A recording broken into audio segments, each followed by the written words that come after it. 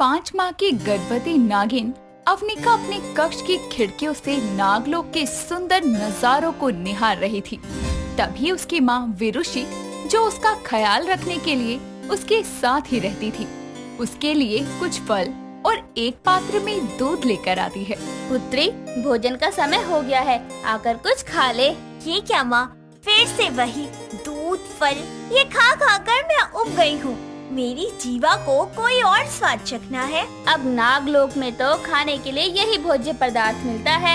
इसके अलावा विभिन्न प्रकार के जहर हैं पीने के लिए, कहे तो वो ला कर देती हूँ। जहर से तो प्यास बुझेगी ना माँ, किंतु कुछ खाकर ही तो मेरी भूख शांत होगी। इस समय मेरी मीठा या कड़वा खाने की कोई इच्छा नहीं है। किंतु पुत्री, इच्छा हो चाहे ना हो, अपनी होने वाली संतान के लिए भोजन करना तो आवश्यक है ना। थोड़ा ही सही, किंतु कुछ तो खा ले पुत्री। विरुषि कह ही रही थी कि तभी वहाँ पर उसका पति नाग अग्रज प्रकट होता है और उसके हाथ में भी एक पात्र होता है, जिसे देखकर अवनिका कहती है, आप यहाँ? आप तो नागराज के कार्य हेतु देवलोक गए थे ना? हाँ अवनिका, कार्य पूर्ण करके ही लौटा हूँ और तुम्हारे लिए देवलोक की पाकशाला में बनी खीर लेकर आया हूँ। चक्कर देखो, बहुत स्वादिष्ट है। इतनी देर से मैं यही तो कह रही हूँ, किंतु इसे तो मीठा खाना ही नहीं है। भला ये क्या बात हुई? गर्भावस्था के दौरान तुम्हारा भूखा रहना उचित नहीं। जानती हूँ, लेकिन मुझे कुछ ऐसा स्वादिष्ट चटपटा तीखा मिश्रण चाहिए जिसे खाते ही मेरी जीवा को आनंद प्राप्त हो जाए। पुत्री, भोजन आनंद प्राप्त करने के लिए नहीं, बल्कि पेट भरने के लिए किया जाता है। और तू जिस स्वादिष्ट पदार्थ की बात कर रही है, अब वो मैं किस लोक से लेकर आऊँ तेरे लिए? पृथ्वी लोक से। वहाँ पर बहुत सारे विभिन्न प्रकार के भोज्य पदार्थ मिलते हैं। कुछ वर्षों पहले जब मैं अपनी सखी के साथ पृथ्वी लोक पर गई थी, तब मैंने वहाँ एक बहुत स्वादिष्ट तीखा नरम चटपटा मोदक खाया था, किंतु मुझे उस भोजन का नाम स्मरण नहीं है। तुम बोर आ गई हो। मोदक मिष्ठान होता है अवनिका, और मिष्ठान तीखा किस प्रकार हो सकता है? ये तो मुझे भी पता है, किंतु पृथ्वी लोक पर तो मैंने ऐसा कुछ खाया था। अग्रज, पृथ्वी लोक से मेरे लिए वो भोजन ला सकते हो? मुझे वही भोजन खाने की इच्छा हो रही है। नहीं नहीं, एक कार्य करती हूँ, मैं तुम्हारे साथ पृथ्वी लोक ही चलती हूँ। पुत्री, तू गर्भवती है, इस हालत में यात्रा करना उचित नहीं। बिल्कुल सही, तुम्हारे स्वाद के चक्कर में मुझे पृथ्वी लोक के चक्कर लगाने पड़ेंगे। हाँ तो क्या, अपनी गर्भवती पत्नी के लिए इतना नहीं कर सकते हो आप? ठीक है, फिर मुझे भोजन ही नहीं करना है। इतना कहकर अवनिका गुस्से में वहाँ से चली जाती है। उसे मनाने के लिए वो अवनिका की सखी अग्निका के साथ इंसानी रूप धारण करके पृथ्वी लोक के एक बाजार में पहुँचता है, जहाँ बहुत सी खाने की चीजें बन रही होती है। तभी अग्निका की नजर एक चाइनीज स्टॉल पर बन रहे मोमोज पर जाती है और ढेर सारे मोमोज लेकर दोनों नागलोक वापस लौटते हैं, जहाँ भूख के मारे अवनिका घास चबा रही होती है। तभी उसे मोमोज की खुशबू आती है और वो पलट कर देखती है तो वहाँ अग्निका और अग्रज हाथ में मोमोज लेकर खड़े होते हैं। ले महारानी, तेरे लिए पृथ्वी लोक से स्वादिष्ट चीज लेकर आए हैं हम लोग। अब घास चबाना छोड़ और मोमोज खा। तभी अवनिका एक मोमोज उठाकर खाती है और खाते ही कहती है, अद्भुत और बिल्कुल वैसा ही स्वाद। मोमोज, वाह! मुझे इसका स्वाद तो स्मरण रहा, लेकिन नाम नहीं। बताओ, तुम्हारी इस मैदे की पोटली को लाने के लिए मुझे अग्निका की मदद लेनी पड़ी। वैसे इस मैदे की पोटली में ऐसा क्या स्वाद है? ये तो तुम खुद ही खा के देख लो। तभी अग्रज भी मोमोज को चखता है, जिसका स्वाद उसकी जुबान पर छा जाता है। समय बीतता है। कुछ कुछ दिन के अंतराल पर अग्रज पृथ्वी लोक जाकर गर्भवती अवनिका के लिए मोमोज लेकर आता था और दोनों उसे खाने का आनंद साथ में लेते थे। एक दिन जब दोनों मोमोज खा रहे होते हैं, तभी अवनिका अपने पेट पर हाथ रखती है तो अग्रज कहता है, क्या हुआ, पेट भर गया क्या? अच्छा है, तुम्हारे चक्कर में मुझे कुछ दिन पर पृथ्वी लोक के चक्कर लगाने पड़ते हैं। पेट नहीं भरा, बल्कि हमारी होने वाली संतान लात मार रही है। ये तो होगा ही। तेरी संतान के जन्म में अब केवल 2 माह ही शेष बचे हैं और लात मारकर वो ये संदेश देने का प्रयास कर रहा है कि मोमोज की दीवानी माता जी, अब बस करो, अपने पेट में मोमोज का भंडार करना है क्या? माँ, आप ही तो कहती हो कि इस अवस्था में मन नहीं मारना चाहिए, जो खाने की इच्छा हो खा लेना चाहिए। हाँ, लेकिन इसका अर्थ ये नहीं कि वही चीज हमेशा खाते रहें। अब मोमोज इतने स्वादिष्ट है कि कोई भी इसका दीवाना हो जाए। तीनों बातें कर रहे होते हैं। तभी वहाँ अग्निका संध्या पूजा कर प्रसाद देने आती है। तभी अवनिका कहती है, आप तीनों को नहीं लगता कि इस स्वादिष्ट मोमोज के स्वाद से नागलोक के सभी नाग नागिनों को परिचित होना चाहिए? अब तू क्या नागलोक में मोमोज की बिक्री करने का सोच रही है? नहीं, मैं बस यही चाहती हूँ हमारे नागलोक वासियों को भी इसे एक बार चखकर जरूर देखना चाहिए।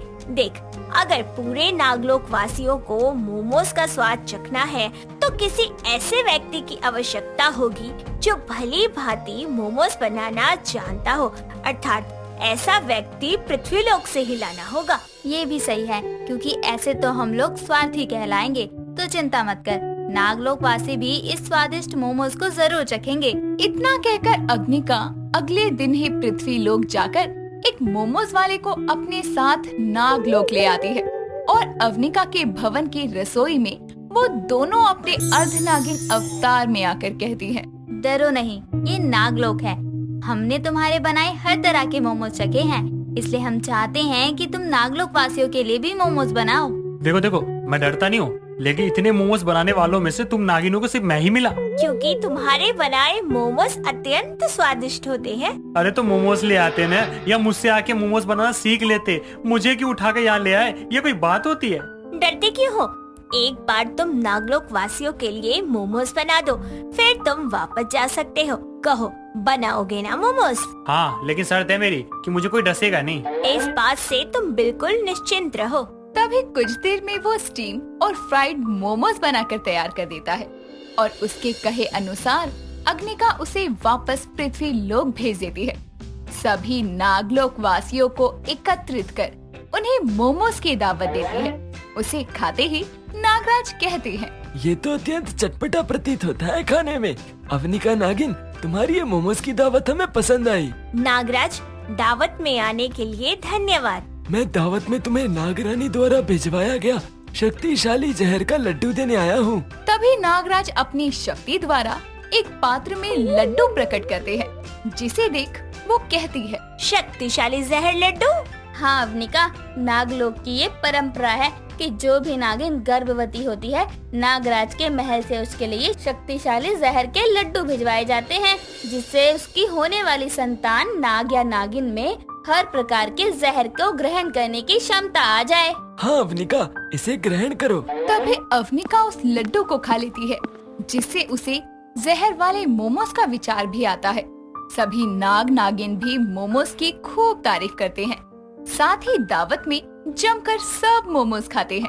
सबके जाने के बाद अवनिका कहती है, वैसे जहर वाले लड्डू हैं तो जहर वाले मोमोज भी बन सकते हैं। जहर वाले मोमोज? अवनिका, तुम माँ बनने वाली हो, कम से कम ऐसी मूर्खों वाली बातें तो मत करो। अरे इसका बस चले तो ये मोमोज को नागलोक का मुख्य भोजन घोषित कर दे और खुद को मोमोज खाने वाली नागिन। हाँ, तो इसमें बुराई क्या है? देखो, ये मोमोज पृथ्वीवासियों का भोज्य पदार्थ है। यदि इसमें भरी हरी रेशेदार सब्जियों की जगह हम जहर भर दे तो ये नागलोक के मोमोज हो जाएंगे। इसी बहाने खाने के लिए कुछ मजेदार होगा ना माँ? तो माँ, क्या आप जहरीले मोमोज बना सकती हैं? पहले कभी बनाए नहीं तो कुछ कह नहीं सकती, परंतु प्रयास करूंगी। समय बीतता है और अवनिका की कोख से एक प्यारी सी नाग कन्या का जन्म होता है, जिसकी खुशी में वो पूरे नागलोक में जहर के मोमोज बंटवाती है। इरावती नाम की एक लड़की रोज गांव से शहर नींबू बेचने के लिए जाती थी। नींबू बेचकर ही वो अपना गुजारा किया करती थी। ऐसे ही कुछ दिन बीत जाते हैं और एक दिन इरावती को नींबू बेचकर गांव लौटने में देर हो जाती है। सुनसान रास्ता, घना अंधेरा, वो चुपचाप चल रही होती है। तभी कुछ दूर चलने के बाद उसे सफेद साड़ी में एक औरत दिखाई पड़ती है, जिसे देखकर इरावती बोलती है, तुम इतने घने अंधेरे में इतने सुनसान रास्ते पर क्या कर रही हो? मैं कब से इस रास्ते पर चलती जा रही हूँ, लेकिन ये रास्ता है कि खत्म होने का नाम ही नहीं ले रहा। लगता है रात के अंधेरे में मैं रास्ता भूल गई हूँ। तुम बिल्कुल सही रास्ते पर आई हो और अब तुम यहाँ से कभी वापस नहीं जा सकती। तुम्हें तो अब मेरे साथ चलना होगा।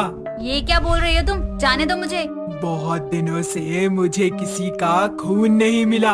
आज तेरा खून पीकर मैं अपनी प्यास मिटाऊंगी। चुड़ैल की बात सुनकर इरावती डरते हुए सोच में पड़ जाती है और सोचने लगती है। मुझे लगता है ये जरूर कोई भूतनी या चुड़ैल है। अगर सच में मैंने कुछ जल्दी नहीं सोचा तो आज मैं भगवान को प्यारी हो जाऊंगी। इरावती ये सब सोच ही रही थी कि तभी चुड़ैल जोर से चिल्लाते हुए बोलती है। ए लड़की, कहाँ खो गई तू? मेरी बात सुनकर डर गई क्या? अरे जब तुम किसी की जान लेने को बोलोगी तो ये सुनकर कोई खुशी से नाचेगा तो नहीं ना? क्या बोल रही है तू? मुझे तेरी कोई बात नहीं सुननी। बताया ना, मुझे बहुत प्यास लगी है। एक चुड़ैल हूँ मैं। मेरी प्यास तेरा खून पीकर ही मिटेगी। अब इतनी गर्मी हो रही है तो प्यास तो लगेगी ना। एक काम करो, तुम मेरा खून पीने की जगह ये नींबू शिकंजी पी लो। ये मेरे खून से ज्यादा अच्छी और स्वादिष्ट है। अगर तुम्हें ये नींबू शिकंजी पसंद ना आए तो तुम मेरा खून भी पी लेना। मैं कौन सा भागी जा रही हूँ। बात तो तू सही कह रही है। मेरे जैसी खतरनाक चुड़ैल के चंगुल से जिंदा निकलना आसान थोड़ी ना है। ठीक है, पहले तू अपना नींबू शिकंजी पिला मुझे।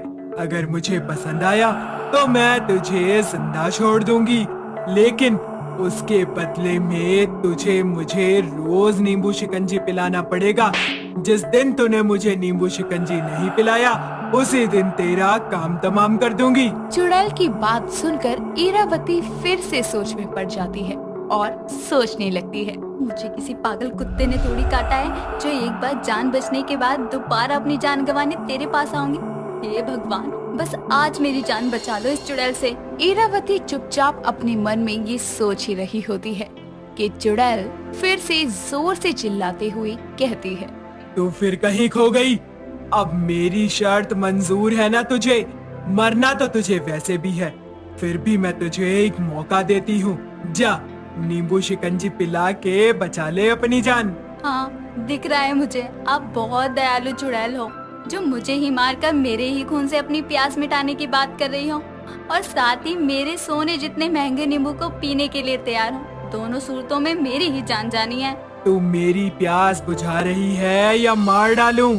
चुड़ैल की बात सुनकर इरावती डरते हुए अपनी टोकरी में से एक भरा हुआ पानी का लोटा निकालकर उसमें नींबू निचोड़कर चुड़ैल को पीने को देती है। और जब तक चुड़ैल वो रस पीकर खत्म करती है तब तक इरावती अपना सारा सामान लेकर वहाँ से गायब हो जाती है। तभी कुछ देर बाद चुड़ैल अपना नींबू रस वाला पानी खत्म करते हुए बोलती है। वाह वाह वाह वाह, ये तो खून से भी ज्यादा रसीला है। इस रस को पीकर तो मजा ही आ गया। क्या स्वाद है इसका। लेकिन वो लड़की कहाँ गायब हो गई?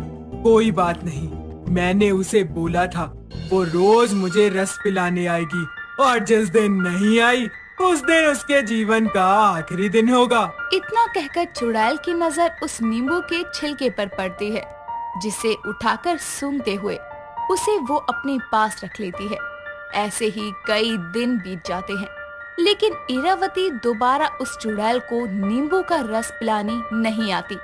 बहुत समय तक इंतजार करने के बाद भी जब इरावती चुड़ैल के पास नहीं आती, तब चुड़ैल नींबू के छिलके को लेकर पूरे गांव में उस नींबू की तलाश को करना शुरू करती है और उसे जिस किसी घर में उस छिलके जैसे नींबू दिखाई देते, वो उस नींबू को चुरा कर उसका रस पीकर छिलका वहीं फेंक देती।